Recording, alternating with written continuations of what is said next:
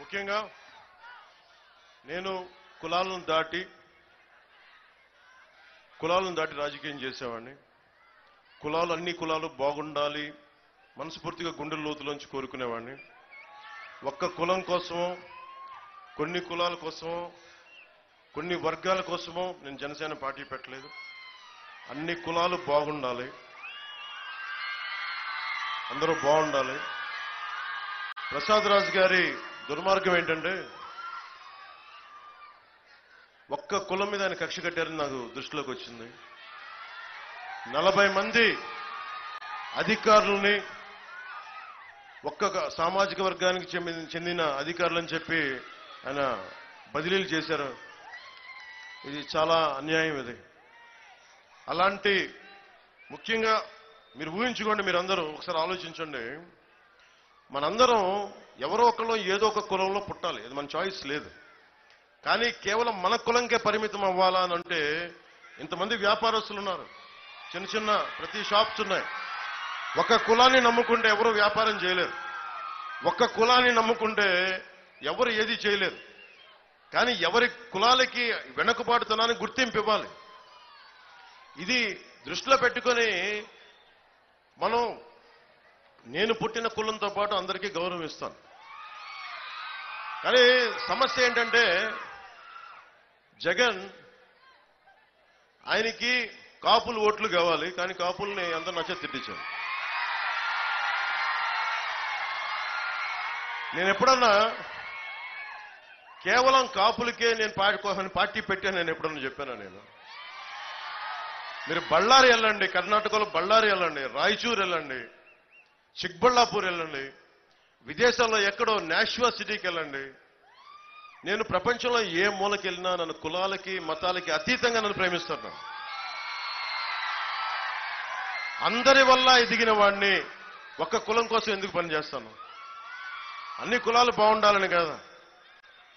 కానీ నన్ను ఒక కులానికి పరిమితం చేయడానికి కేవలం కాపు నాయకుల చేత తిట్టిస్తే ఇవన్నీ అర్థం కాని ఈ చిల్లర పనులు చూస్తూ ఉంటే నాకు జగన్ చూస్తే జాలేస్తుంది.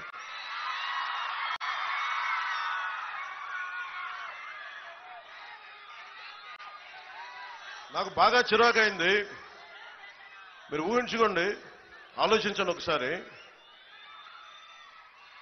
జగన్ నిన్న మాట్లాడుతూ చాలా ఎక్కువ మాట్లాడాడు ఈ మధ్యన సభల్లో.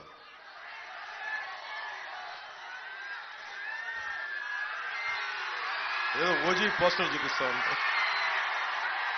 జగన్కి ఒకటే చెప్తా ఉన్నా, జగన్ నువ్వు శివశివాని స్కూల్లో 10th క్లాసు ఇంటరు పేపర్లో నువ్వు లీక్ చేస్తా ఉంటే నేను చెగువేరా గురించి చదువుతా ఉన్నా.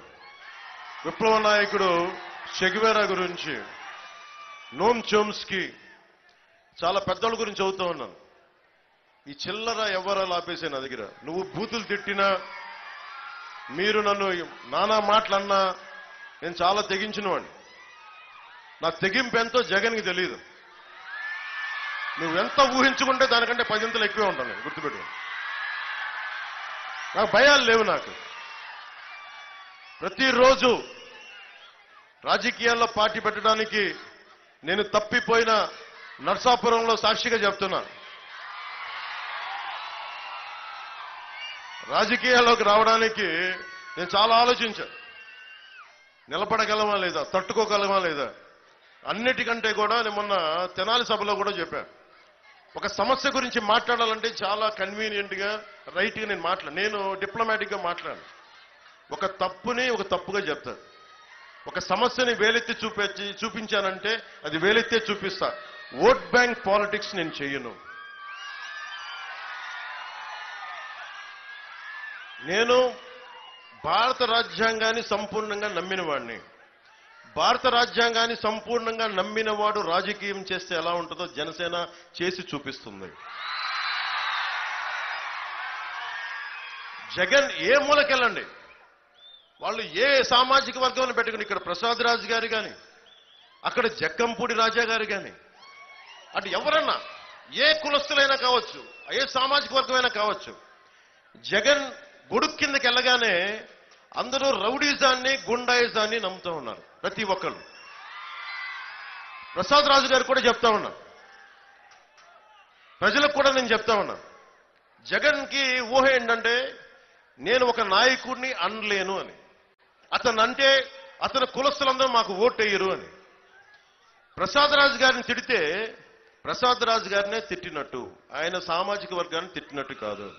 అది శ్రీనివాస వర్మ గారిని అడగండి. అలాగే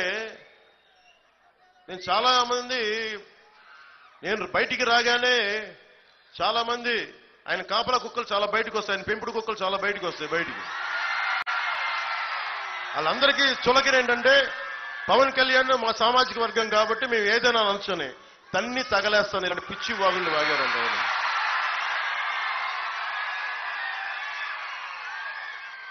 మేము కాపు డాష్లన్నీ అంటే పట్టకార పెట్టి 4 బయటికి లాగుతాం. జాగ్రత్త, పిచ్చి మాటలు మాట్లాడకండి. ఫోన్లే కదా అని చాలా సార్లు వదిలేస్తా ఉంటా. అలాగే సజ్జల రామకృష్ణారెడ్డి గారు ఈరోజు మాట్లాడుతా, వైఎన్ కాలేజీలో చదువుకొని చిన్న స్థాయి నుంచి వచ్చి ఎదిగిన వ్యక్తి ఈ రోజున పవన్ కళ్యాణ్ అనే వ్యక్తిని మీ ముందు నిలబెట్టి ఎన్డీఏ కూటమికి బలంగా వెన్నెముకలా తయారయ్యాడంటే అది చిరంజీవి గారి పుణ్యం, మెగాస్టార్ చిరంజీవి గారి పుణ్యం. నర్సాపురం వాస్తవ్యులు, కాలేజీలో చదువుకున్నవాడు. ఆయన కూర్చొని ఎంతమంది వచ్చినా ఏం చేయరు అని మాట్లాడుతూ ఉన్నారు సజ్జల రామకృష్ణారెడ్డి గారు. సజ్జల రామకృష్ణారెడ్డి గారు కూడా చెప్తున్నా, మీరందరికీ డబ్బులు ఎక్కువైపోయినాయి, మీ అందరికీ అధికారం ఎక్కువైపోయింది, నోటికి ఏదొస్తే అది మాట్లాడటం అలవాటైపోయింది మీకు. రజనీకాంత్ వచ్చి, సూపర్ స్టార్ రజనీకాంత్ గారు వచ్చి చంద్రబాబు గారి కోసం పాప ఆయన బాగుండాలని బర్త్డే విషెస్ చెప్పి ఆయన చెప్తే ఆయన్ని కూడా తిట్టేస్తారు వీళ్ళు. మొన్నదాకా మెగాస్టార్ చిరంజీవి గారు పాపం ఆయన ఏదైనా పాలసీలు చెప్తే బాగున్నాయని ఎంకరేజ్ చేసినప్పటి వరకు చిరంజీవి గారు మంచోళ్లే. కానీ ఈ రోజున చిరంజీవి గారు జనసేనకి 5 కోట్ల రూపాయలు ఇచ్చి వారి అబ్బాయి రామ్ చరణ్ నువ్వు కూడా డబ్బులు ఇవ్వాలని చెప్పి జనసేనకి నిలబడాలని చెప్తే వెంటనే ఈ రోజున సీఎం రమేష్ గారు, పెందుర్తి మన రమేష్ గారికి ఇద్దరికి మద్దతుగా నేను ఎన్డీఏ కూటమికి మద్దతు తెలుపుతున్నాను, లేదంటే వాళ్ళిద్దరికి మద్దతు తెలుపుతున్నాను అన్న ఒక మాట అనగానే చిరంజీవి వచ్చినా ఎవరు వచ్చినా ఏమవ్వదు, మాకు సింహం సింగిల్ గా వస్తాయి, వాళ్ళు సింహాలు అంటాయి. ఒక్కసారి మీ ముఖాలు చూసుకున్నారు.